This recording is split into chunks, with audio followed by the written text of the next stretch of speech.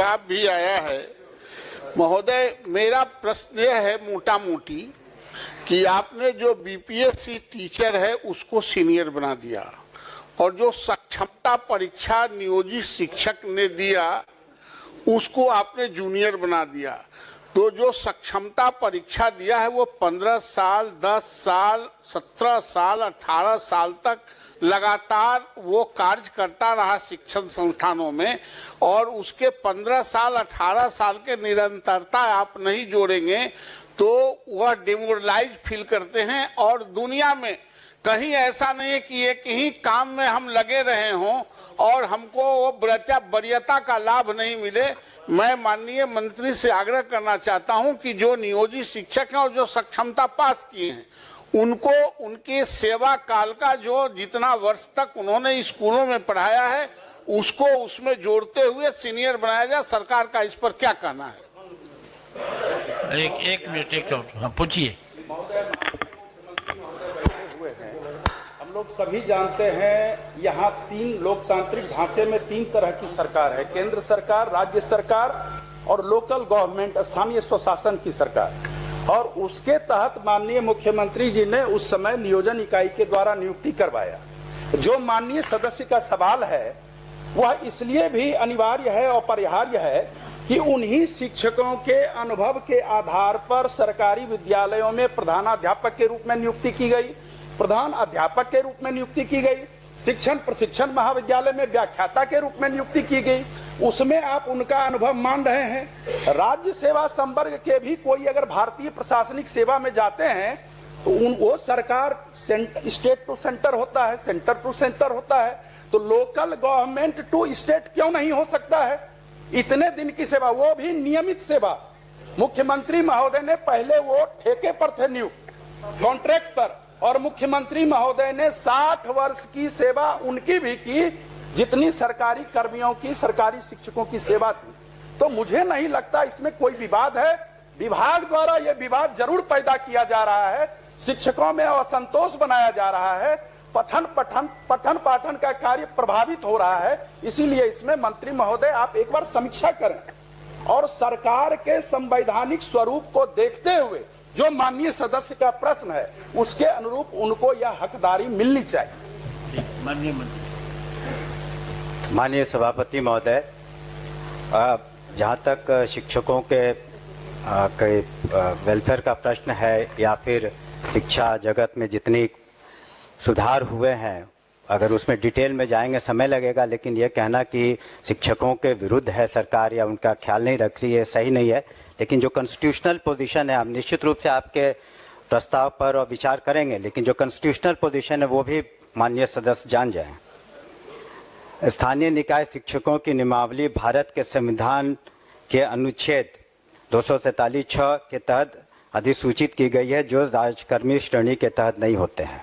तो ये constitutional position है, लीगल पोजीशन है। उसके बावजूद भी मैंने कहा कि हम उस पर विचार करेंगे, लेकिन जहाँ तक लीगल पोजीशन और कॉन्स्टिट्यूशनल पोजीशन की बात है, सरकार उस पर सही है और जो हमारा विभाग है वो भी सही है। किसी को तंग तबाह करने के ख्याल से इस तरह की कोई मंशा नहीं है। हम लोगों ने तो जहाँ तक हो सका है शिक्षकों के हित में सारी कार्रवाइयाँ की हैं। अभी आप देख ही रहे हैं, जो नियुक्तियाँ हों या उनके अन्य जो भी उनके हित के कार्य थे, 2 लाख करीब 50,000 से ज़्यादा जो शिक्षक थे वो तो पास कर चुके हैं सक्षमता परीक्षा में और वो राजकर्मी का दर्जा पा रहे हैं। महोदय हम भटक गए। मैं यह संजीव जी ने भी कहा कि आपने हेडमास्टर बनाया तो उसकी वरीयता को काउंट किया कि नहीं? आप बीपीएससी में सरकार ने एक योजना लाई कि नियोजित शिक्षकों को हम परमानेंट करके राज्यकर्मी का दर्जा देना चाहते हैं।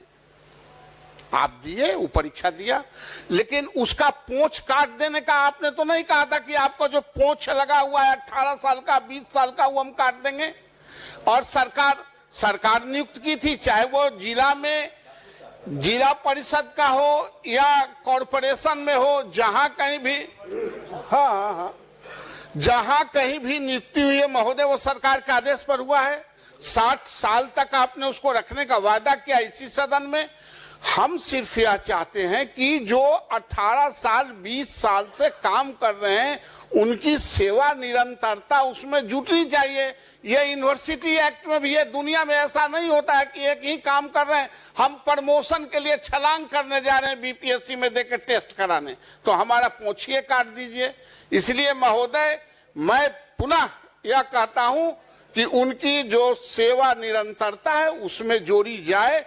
अनुभव जितने दिन का अनुभव है, और आज अभी यूनिवर्सिटी सर्विस कमीशन के पूर्व चेयरमैन बैठे हुए हैं और वर्तमान चेयरमैन भी बहाली कर रहे हैं। आप दूसरे कॉलेजों को, अफिलिएटेड कॉलेजों के 10 साल और 5 साल का आप काम करने का अनुभव जोड़ रहे हैं कि नहीं? आप उस पर आप अंक दे रहे हैं कि नहीं? ये दुनिया में ऐसा ही चलता है। एक अलग रूप से इसको प्रताड़ित करने के दृष्टिकोण से जो जूनियर आज बहाली हुआ है उसके कलेजा पर आप सीनियर के कलेजा पर बैठा देंगे तो शिक्षण संस्थानों में इसका असर पड़ता है। इसलिए महोदय मेरा आग्रह है कि उनका जो अनुभव का लाभ है उसमें जुटे। यह इस पर सरकार क्या कहती है? सभापति महोदय, प्रताड़ना की तो बात मेरे समझ के परे है और शायद इस सदन के समझ के भी परे है। शिक्षकों को जहां तक सुविधा दी जा रही है, एक चीज माननीय सदस्य भी बताना चाहेंगे, चूंकि उन्होंने लीगल प्रोविजन की बात की और हमने भी किया, तो क्या जो सक्षमता पास करने के पहले जब वो जो शिक्षक थे जिसे नगर निकायों ने या पंचायती राज व्यवस्था के अधीन उन्हें नियुक्ति दी गई, उन्हें टेम्परेरी स्तर पर या कॉन्ट्रैक्चुअल पर, तो वो हकदार नहीं थे न्यू पेंशन पॉलिसी के उस वक्त जब आप वहाँ पर जब आपकी नियुक्ति थी या आपको जब पंचायती राज व्यवस्था के तहत आपको शिक्षक के रूप में रखा गया, तो उस वक्त आप तो न्यू पॉलिसी स्कीम के एनपीएस के तहत पेंशन स्कीम के हकदार नहीं थे। हकदार अब आप हुए हैं अब से, जबकि आप राज्यकर्मी का दर्जा पा लिए हैं तब। तो इसलिए प्रताड़ना की कहाँ से बात हो रही है? वो तो उनके सुविधा के लिए हम लोग ने सक्षमता परीक्षा की और उसको हम लोगों ने राजकर्मी का दर्जा दिया। माननीय मुख्यमंत्री जी ने बिल्कुल उनके तरफ संवेदनशील रुख अपनाया है। जहाँ तक ये प्रश्न है, उन्होंने कहा कि सेवा जो उन्होंने दी है राज्य को और अपने अपने संस्थाओं में, उस पर हम विचार जरूर कर लेंगे, लेकिन कानूनन रूप से इसकी बाध्यता नहीं है, लेकिन फिर भी हम संवेदनशील होकर उस पर पुनः विचार करेंगे। धन्यवाद। ठीक। माननीय सदस्य डॉक्टर समीर कुमार सिंह और श्री मोहम्मद सोहेब आज पर जाने का और वो कब तक बंद रहेगा, इस तरह के अधिकार से वंचित करना लोकतांत्रिक मूल्यों के खिलाफ है। और उस जिला शिक्षा पदाधिकारी और वो कार्यालय केवल वेतन रोकने के पीछे अनुशासन नहीं है, कुछ और भी बातें हैं, उसकी जांच होनी चाहिए और जिला शिक्षा पदाधिकारी के कार्यालय से उन पर और उनके अन्य जो कर्मचारी हैं उन पर कार्रवाई होनी चाहिए, उनको दंडित किया जाना चाहिए।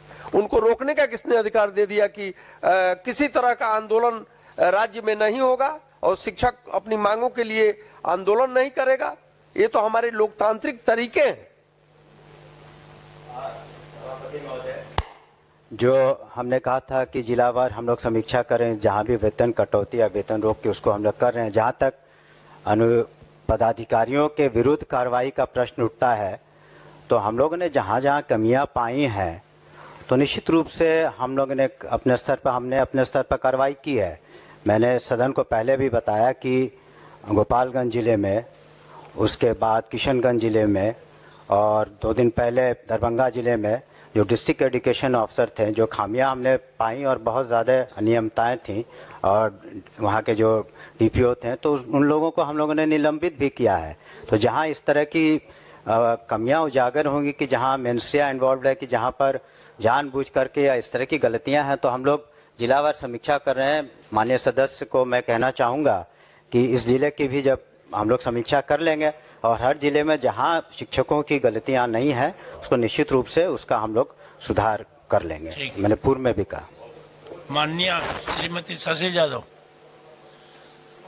उत्तर प्राप्त हुआ है लेकिन ये क जो है स्वीकारात्मक कहा गया है। ये विद्यालय रसोइया जो खाना बनाती हैं स्कूलों में, जिस वजह से आज स्कूलों की गुणवत्ता भी कुछ बढ़ी है, तो वो कह लीजिए कि उनको 1650 रुपया दिया जाता है और हाल के वर्षों में कोई उनके मानदेय में बढ़ोतरी नहीं हुई है महोदय। और हम लोग कहीं भी जाते हैं, लोग सुनते हैं कि बिहार में 1650 विद्यालय रसोइया को मिलता है, तो शर्म से सर झुक जाता है महोदय।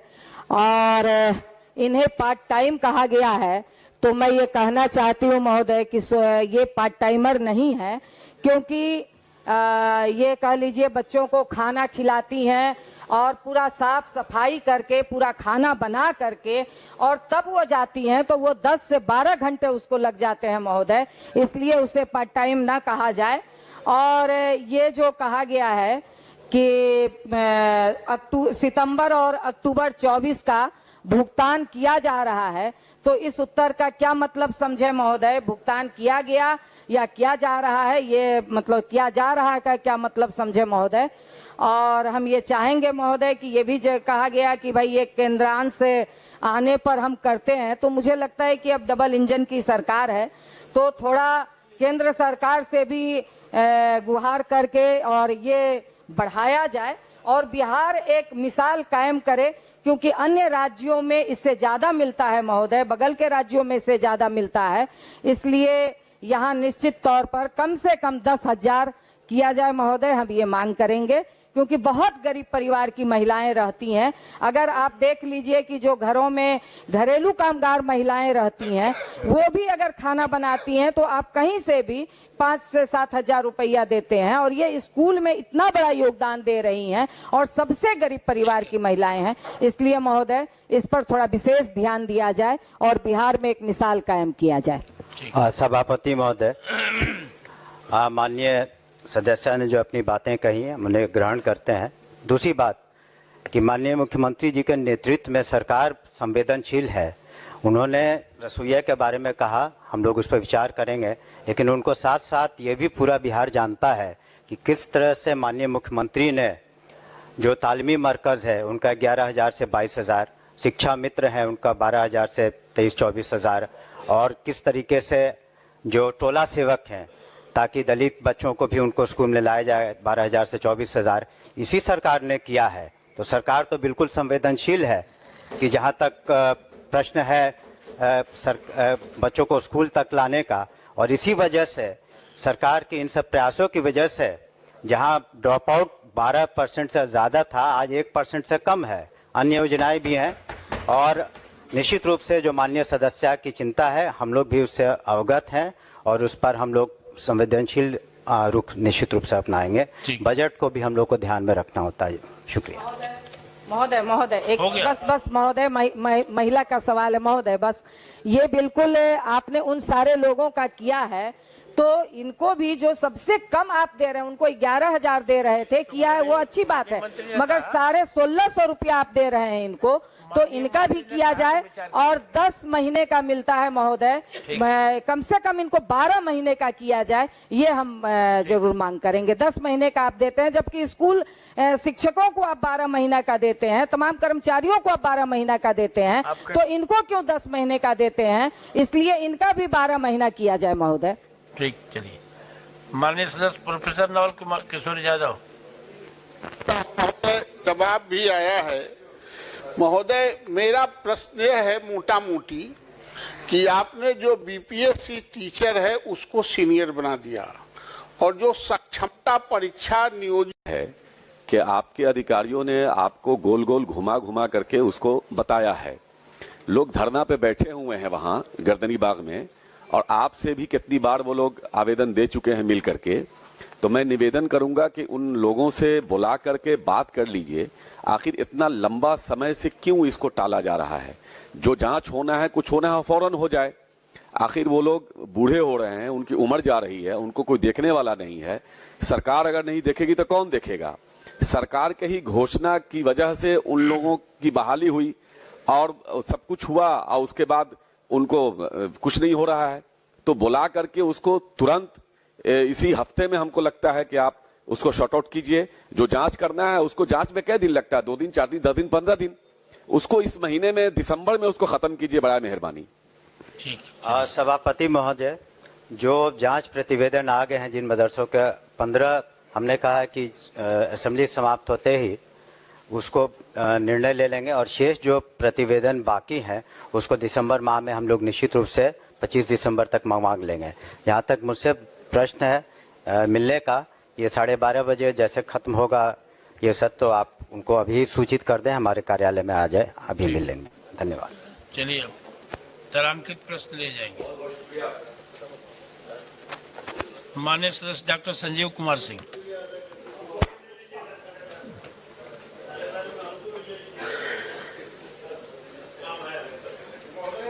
उत्तर मिल चुका है जी, लेकिन प्रश्न के अनुरूप उत्तर नहीं है। मैं असंतुष्ट हूं उत्तर से।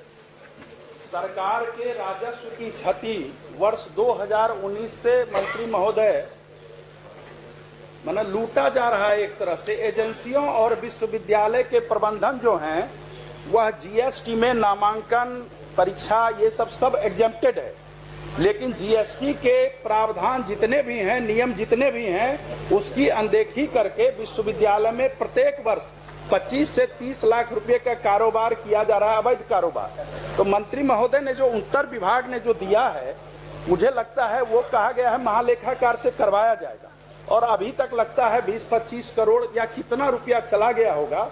तो जब जीएसटी का है तो वित्त विभाग के पदाधिकारी से आप जांच करवावें।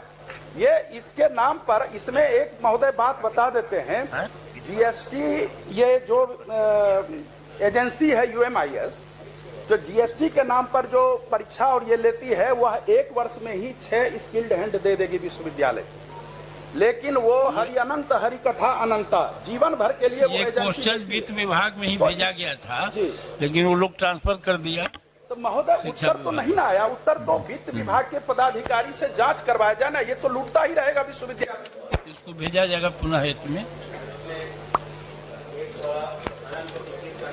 सभापति महोदय, कि हम लोगों ने अलग अलग ऑडिटर्स की टीम बनाई है सेलेक्ट करके, और जो बकाये पैसे हैं सरकार के कई यूनिवर्सिटीज़ में, तो उसको हम लोग वापस लाने के लिए पत्र तो लिखा, लेकिन हम लोग इंडिपेंडेंट ऑडिट, एक तो स्टैच्यूटरी ऑडिट तो जो ऑडिटर जनरल करते हैं उनका ऑफिस करता है, लेकिन हम लोग भी अपने स्तर से ऑडिटर्स की टीम भेज रहे हैं। और ये जो माननीय सदस्य ने अपनी चिंता व्यक्त की जीएसटी के बारे में, फाइनेंस डिपार्टमेंट्स और हम लोग के भी ऑडिट टीम मिल करके और फिर हम लोग उसकी वसूली करेंगे। ठीक। इसमें हम लोग लगे हुए हैं। माननीय सदस्य प्रोफेसर संजय कुमार सिंह।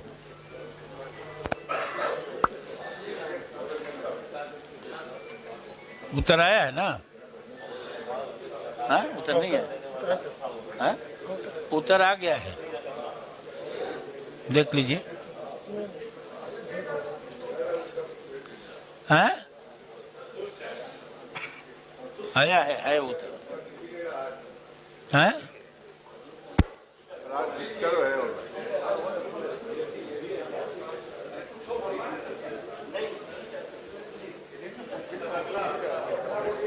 आगे बढ़ा जाए।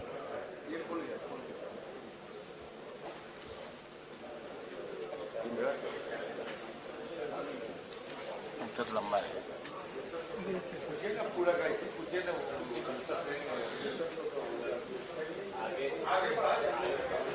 वही सवाल है सर जो अभी कुछ देर पहले चर्चा में आई है कि जैसे कुछ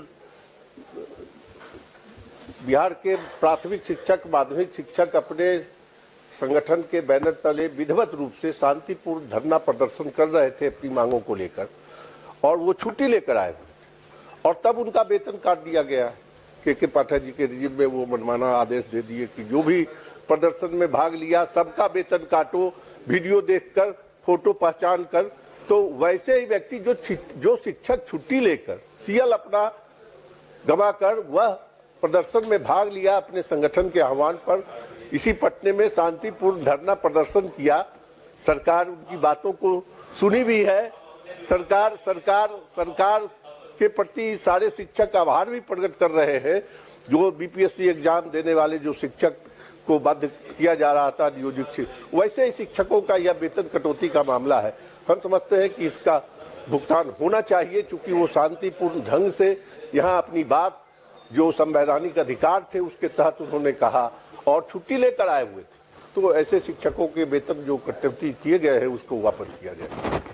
सभापति महोदय, हमने पूर्व में भी आश्वस्त किया था सदन को कि इस तरह के जितने मामले हैं हम लोग जिलावार समीक्षा कर रहे हैं और अनुशासन को छोड़ के, जहाँ अनुशासनहीनता है या अन्य कोई बातें हैं उसको छोड़ करके अगर विधिवत रूप से कोई आए तो हम लोग को कोई एतराज़ नहीं है उनको अपने जो वेतन इत्यादि देने में। लेकिन हमने जैसा कहा कोई उसकी वजह होनी चाहिए और वजह है तो निश्चित रूप से हम लोग उसको एडजस्ट कर देंगे। जिला शिक्षा पदाधिकारी को निर्देश दिया जाए तभी तो वो इसकी समीक्षा नहीं, ठीक है, वो हमने कहा जिलावार हम लोग समीक्षा कर रहे हैं, जैसे अन्य डेवलपमेंट कामों की समीक्षा की है तो इसकी भी हम लोग कर रहे हैं। ठीक ठीक माननीय सदस्य श्री महेश्वर सिंह जवाब आया है जी, तो उसमें मंत्री जी का जवाब है। हमने पूछा था कि 20, 21, 22 तक के अभियंत्रण कॉलेज में इंजीनियरिंग की बहाली में इनका जवाब है कि 30% नामांकन नहीं हो पाया है। तो हम इसको जोड़े हैं तो 13,257 20 से लेकर 23 तक 13,257 ऐसे उम्मीदवार थे जिनका नामांकन इंजीनियरिंग कॉलेज में नहीं हो सका और 30% सीट मंत्री जी के जवाब के अनुसार खाली रह गई। तो कौन सा कारण है जी खाली रह गई? अंत में सहजूर पूछे हैं इनसे कि यदि उपरोक्त खंडों के उत्तर स्वीकारात्मक है तो शैक्षणिक सत्र 2020 से लेकर 24 तक अधिकतम सीटें विभिन्न अभियंत्रण महाविद्यालयों में खाली रह गई तथा सीटों पर 100% नामांकन हेतु भविष्य में सरकार की क्या योजना है? हजूर लोग महाराष्ट्र चले जाते हैं, बंगलोर चले जाते हैं, कर्नाटक चले जाते हैं, दूसरे राज्यों में यहाँ के विद्यार्थी चले जाते हैं नामांकन कराने के लिए और वहाँ से इंजीनियर बनकर आते हैं। इस देश में सबसे ज्यादा इंजीनियर बिहार का, इस देश में सबसे ज्यादा डॉक्टर बिहार का, इस देश में सबसे ज्यादा IAS अफसर बिहार का। बहुत अच्छी बात है, हर विभाग में तरक्की हो रहा है, लेकिन ये 30% सीट खाली रह जाए और 3 वर्ष में 13,000 हमारे विद्यार्थी यहाँ नहीं पढ़ सके और दूसरे राज्यों में जा सके। इसी हालत में हमने पूछा है कि भविष्य में इसकी क्या योजना है कि सीटें खाली नहीं रहे, हमारे बिहार के विद्यार्थी ऐसी जगह पढ़े और बाहर पैसा नहीं जाए। यही सवाल हमारा है, हमको थोड़ा सा संतुष्ट कर दीजिए, यही जवाब चाहिए।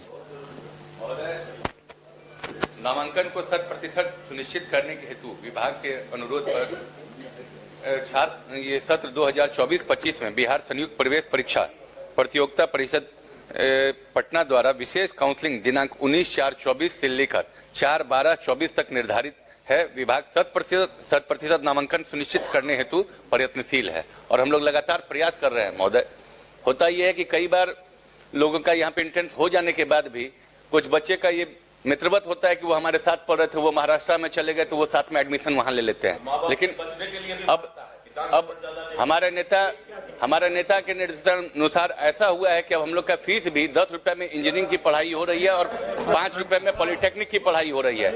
इसलिए मैं माननीय सदस्य को आश्वस्त करना चाहता हूं कि इस वित्तीय वर्ष से हम लोग लगभग 100% सीट अपना ये फुलफिल कर लेंगे। हाँ, कर दीजिए तो अच्छी बात है, लेकिन जो जवाब आया है कि महाराष्ट्र चला जाता है तो फिर कहे नहीं काउंसलिंग करते हैं। कर रहे हैं ना, कीजिए ना। जो 12 एक बार काउंसलिंग कर लिए और सीट हम खड़े हैं तो आप कहे खड़े हो गए। सवाल है कि हम एक बार काउंसलिंग कर लिए, नामांकन हो गया और हाँ ठीक हो गई है कर लिए, अब खाली रह जाता है सीट तो फिर उसका काउंसलिंग कीजिए और नामांकन करके 100% कीजिए। आपको मैंने यहाँ कुछ करने की जरूरत नहीं, हम आपको एक सलाह सुझाव दे रहे हैं। 4 तक अभी है। माननीय सदस्य श्री नीरज कुमार महोदय, जवाब मिल गया है, जवाब से संतुष्ट भी है, लेकिन हम विभाग से एक अनुरोध करते हैं। ये सदन है सभापति महोदय, तो जब जवाब दीजिए तो पूर्ण जानकारी से सदन को अवगत कराइए। ये बिहार के लिए कितनी बड़ी उपलब्धि है सभापति महोदय कि राष्ट्रीय और अंतर्राष्ट्रीय, मैंने पूछा है कि राष्ट्रीय और अंतर्राष्ट्रीय स्तर पर बिहार के होनहार खिलाड़ियों ने परचम लहराया है, तो ये कह रहा है कि हाँ, तो जो आप सरकार